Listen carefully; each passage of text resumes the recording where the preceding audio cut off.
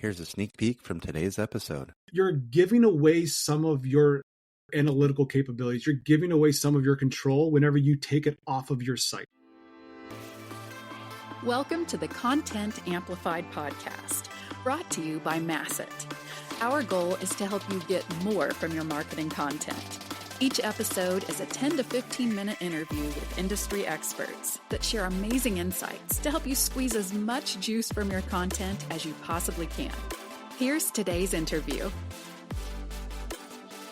Welcome back to another episode of Content Amplified. Today I'm joined by Kevin. Kevin, welcome to the show. Ben, how's it going? Thanks for having me.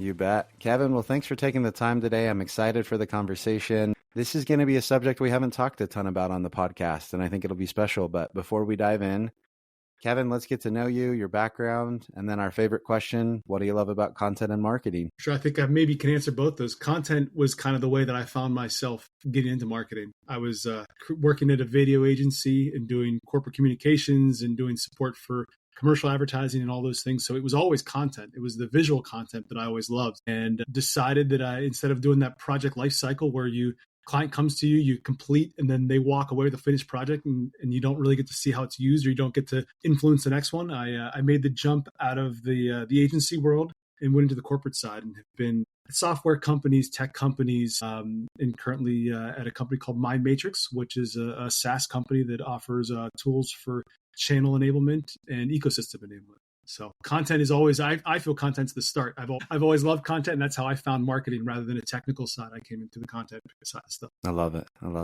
Well, Kevin, today we're going to talk about partnership marketing and working with partners to market your product and how to enable them and work with them. So it's an area where a lot of marketers do often interact with their partnerships, but it's really not that big of an emphasis in a lot of places I've seen. How do you start to think about it? How do we start to enable these partnerships to really grow and focus on us as a business when it's just such a small portion of what they're doing every day? For sure. I think that for me, I always look at marketing of like, we have our own, as marketers, we have our own kind of things that we're doing. We're doing our marketing, our branding, those pieces. But I always try to like tie it back into the sales goals, because obviously that there has to be an ROI, and the ROI has to come from closed business, which has to come from a sales motion as well. So on the marketing side, if you think about it as the direct piece of that's anyone that you're directly marketing to your customers and working, delivering leads and delivering demand to a sales team that's an internal one. But there's also now all of these different avenues, and especially on the tech side and the SaaS side of, hey, there's other avenues that you can use. So if you're looking at marketplaces or ecosystems, you want to be on the Salesforce App Exchange, you want to be in HubSpot, you want to be in AWS. While all of those things, you're marketing your product directly, it's also through a third party. And whether or not traditionally they were called channels or they were called alliances or partnerships, there's all kinds of different names for it. But if you're not marketing directly to your customer in your own space, there's some unique challenges and also opportunities and different ways to kind of think about marketing that I think that sometimes they get blown over or get passed over. And I've done it before where I was helping enable partners, and it was like, hey, just give them the same stuff you give your direct sellers in terms of the content and those pieces. But there's some opportunity there that I think that if you shift maybe the thinking and how you approach it, there's a lot of success to be had. Yeah, I love that. So when you're looking at a channel like a marketplace where it's not necessarily an individual, but it's a business that has some kind of a software or website that's promoting your business, how do you do the enablement side on that front? How do you actually optimize for that? How are you spending time on those different areas? It's interesting too, because it's not the same language and you can't go in there and talk the same piece. I think there's also to know that, hey, everyone gets stuck on those big ones. I mentioned them of like, if you want to get onto those large marketplaces or large ecosystems, but think about it too, of that maybe you have your own ecosystem. Maybe you're working with some other companies and you're working with you do some co-selling or co-marketing with people. It's thinking about how your audience is going to interact with your content. If they're coming into a marketplace, you really need to make sure that you're talking that language. So if it's through a CRM marketplace or a marketing automation marketplace, like I said, HubSpot or Salesforce, you know that everyone there is already using a certain amount of tools and they're already speaking a language and they kind of live in that ecosystem. So don't go into Salesforce marketplace and start talking things that might be from a different CRM, or don't go into HubSpot and start talking about other marketing automation tools or using features, functionalities, or how you work in those places without the right language and the right labels. And like that syntax and nomenclature, as much as you might brush it off and be like, oh, it's not that big of a deal. People understand prospect versus content, lead, opportunity. If you're not talking the language, like your credibility goes out the window. So like you have to think that you might have already sunk your ship before you even set it sail, like before people have already started to look at you, even in that very basic description or how you label your product and put those listings into place. Like if you don't nail that from the start, I mean, that's your subject line that people are going to decide whether or not to open and go further. So I think very basic there, thinking from the start, like, are you using the right language? And then at the same time, if you're doing a lot of that co-marketing or that co-selling or that co-development, making sure that whatever organization you've partnered with, letting them have some masthead, letting them have their logo. How can you make that really a co-branded piece? And knowing that, are you talking about customers or are you talking about prospects? And how are you doing that language and leaving the opportunity for other people to kind of co-author those things with you? So understanding just how a end prospect, if this is a B2B relationship or a B2B2C or wherever that kind of sits, whoever you're making content for, think about sitting in their seat and what their knowledge base is and how they're going to be perceiving the pieces you're putting in front of them. Yeah, I love that. So it sounds like obviously, we all want to be efficient and we would love to just create one piece of content and distribute that everywhere. It sounds like the better opportunity for us is to really customize that content for the specific partnership channel, whatever it may be. When you're doing that, let's say you're now working with individuals, you're working with actual partners instead of a marketplace. How are you collecting that feedback? What's that process of like bringing them content, getting feedback, customizing to their audience? How do you get their attention, get them excited about the content, get their buy-in on that? What's that process kind of look like? I think it also comes down to ease of doing business. I mean, if you're working with partners, you're fighting for mind share. I mean, obviously they have their business and they're trying to lead with, but there's other third parties that are fighting for their attention. You've got competitors. If you think that you're solely protective and you're the only one talking to them, you're mistaken. You're setting yourself up to fail. Like, I think looking at that and saying, well, hey, partner, how can I make your job easier to do business with me? And whether or not that's setting clear expectations, if that comes on the enablement side, if it's, don't bother me through the sales cycle, the partner could say, I've got all the information, I know what it is, but be there when the phone rings and I need your help, that you're making resources available. Or some of them say, like, some of those partners don't have the complex marketing teams that you might have. So how can you extend your team or extend your resources? It's really making sure that you're getting that mind share by making sure that you're easy to do business with. I think that's the biggest thing of enablement. I think even if you're working with direct team and you're working with direct marketers, you're working with direct sellers, you're always trying to find out how to do things better and make things more streamlined. And if that's technology and tools, or don't put the technology in front of a good program and a foundation and relationship. So the technology and tools will come and you'll find the needs that'll match up with the right technology. But think about how can you make doing business with your organization easier? Because again, bringing a partner in doesn't always speed up the sales cycle. It doesn't speed up the velocity of sale. It's actually the opposite. If you're one company dealing with another company, that's easy. If you start bringing in other organizations and you're trying to put all of your features set and everyone's trying to fight for mind share and fight for what the real solution is for making a business case for someone to purchase, it's always extra friction. How can you eliminate friction in the places you can? I love it. So one thing I'm always curious about is measurement. So with content, it's one of the hardest things in the world to measure content success, ROI, impact, things of that nature. When you're looking at marketplaces and partners and you're yet one more step removed, how do you measure that content is or isn't working? How do you refine it and kind of put that cycle of analyze, refine, improve, republish? How does that process work for you when you're yet one step removed working with a marketplace or a partnership? I think that there's a struggle, and honestly, I don't have the absolute answer. If I did, that I would be killing it in every marketplace. But I think there's a part of it too, that it's you're giving away some of your analytical capabilities. You're giving away some of your control whenever you take it off of your site, whenever you take it and put it into place. And there's tools that allow you to track and you can have those pieces. But on those marketplaces, if you balance out, if you're going to try to get people back on site, or you're going to try to get some links in there that has some tracking, or you're going to try to do some type of action or click that you can measure, you're going to give up the ease of doing business. If you're keeping all that on the marketplace, they can download there, and the marketplaces love that. You got to also know that what you're going to measure. So if you're going into those, and those marketplaces have tools that you can measure, and they have all those analytics you can look at, making sure that you know what you're measuring so you can analyze it later, rather than sitting at a time later and say, well, I really wish we could analyze on video watches.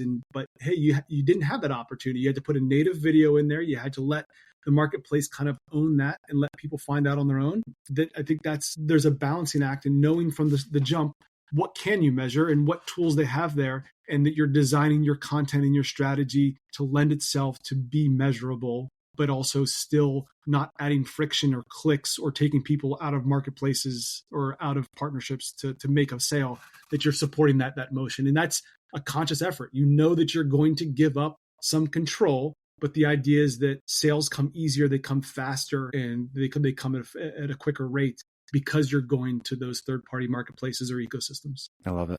So when you're working with a marketplace or a partner, I like to get really tactical on the podcast. What are some of your favorite pieces of content to create? What are some things that those different areas really love to use, whether it's the partner or the marketplace or channel, whatever it may be?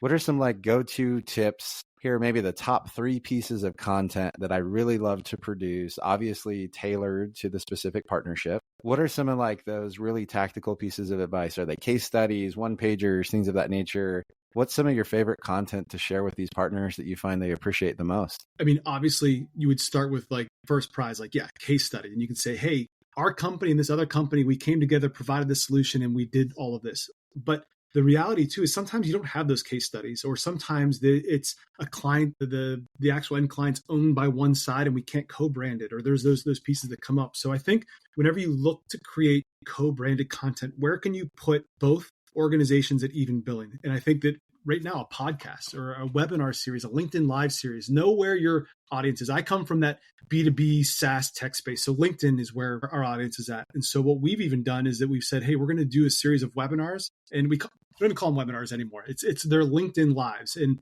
I think we're not stuck on a podcast. We're not stuck on a video cast. We're not stuck on a webinar. It's, hey, how do we take 30 minutes, put 2 thoughts or 2 organizations together, and have a conversation, talk about all of these things, run these scenarios, and then know that out of that 30 minutes, you're getting a LinkedIn Live. So you're going to get a live piece there. You're going to take that recording, you're going to repurpose it as a podcast, or you're going to repurpose it as short form video. And then you also have the written word that comes out of that. So make a blog post and embed some of those videos. I think, and talk about content, like I always have been one that I say video first, because video, you've got the visual, you've got the audio, and then you can get written word out of it. I think that trying to do that in a sense of, if you feel uncomfortable and you don't want to do a live thing, get on a piece of content where you both can record. Zoom does recordings. You can get on a Zoom, you can get on a Teams, record that video, record that conversation, and just throw softballs at each other. Be like, hey, we've had a joint customer, and where do you think that as our partnership brought them value? 3-minute, 5-minute piece out of that. You've got your short form video, you've got your blog post, you've got something you can send directly into, like through a LinkedIn messaging campaign, an email campaign. It's on your website. Put that video on YouTube, and then all of a sudden it's indexable by Google. I think that trying to get those things of, and it's my biased perspective because it's where I started, like sitting down to an open Word doc is not the way that I like to do things. It's hard, but if you can have that joint conversation where you're riffing, you're talking, and then you can get all of those content pieces afterwards. I mean, super tactical. Like that's the way that you create content at scale. And doing that with the partner that you're with, then it becomes co-branded because then they do it themselves. So everything that you've created for your brand, you've now doubled because the partner is going to use that as well, as long as it's co-branded. So I think that's how you do content at scale. Everyone talks about scale, and that's a great word, but what does that actually mean? It means doing something for 30 minutes and you walk away with a month's worth of content. I love it. So again, tactical advice. Are you going native to do LinkedIn Lives just directly through the platform? Are you using a software? What do you recommend? What have you liked in that space? StreamYard is the one that I'm using right now. I know that we're recording on Riverside. That's also another one. For us, I found StreamYard's really cool because it does LinkedIn Live, YouTube Live at the same time. So again, if you want to do it live, you can, but you can also record those pieces of content on StreamYard. Then you upload that video and you set it as an instant premiere. And it gives the illusion of live. So you can do it that way. And then you're able to export the video, the audio. We use a program called Opus Pro, which is another one that does all of that kind of AI cut up into small content. And you can go into Opus Pro and say, give me out of a 30-minute recording, give me 15 clips that follow these brand standards. You upload both logos, so both companies have even billing. You do the captions are in there. And then you can also export the Word file out of it. So yeah, I mean, Again, 30 minutes in that one program. You go 30 minutes in StreamYard, you do it live or do it on demand. You've got a LinkedIn Live, you've got a YouTube Live, you've got 15 videos that can come out of it. You've got maybe 4 blog posts that can find those content groupings with all the embedded video that you've done on YouTube. So right there, you're doing SEO where you're connecting your blog with those YouTube pieces. You're using those high frequency keywords that come out of the AI piece out of Opus Pro, and you're putting out content at scale. 30 minutes at the beginning of the month can drive your whole content if that's what you want for a partner. Again, I'm talking on the direct side. You could do that with a partner. Sit down with your 5 top partners and do that one day a month. Everyone gets a half-hour billing. So out of 2.5 hours of actual record time, you've worked with 5 different organizations and give yourself just endless content. We struggle on the back end to publish that stuff. Like that's the hard piece. That's actually a good problem to have, is that then we run out of publishing time on our LinkedIn content calendar, because you could be putting out 2 videos a day and not ever recycling the stuff. So yeah, I love that. There's the tactical plan on that. Yeah, this is perfect. This is exactly what we were hoping for. I also love that you're building a relationship with those partners. Like, obviously, if it's just, hey, here's content, we put your logo on it, great, good luck. That's one side. But if you get to have a half an hour interview, openly promoting your partners, making them look good, all that fun stuff, builds a relationship. And again, that's another great way to stand out because, like you said, you're one of many groups they're talking to.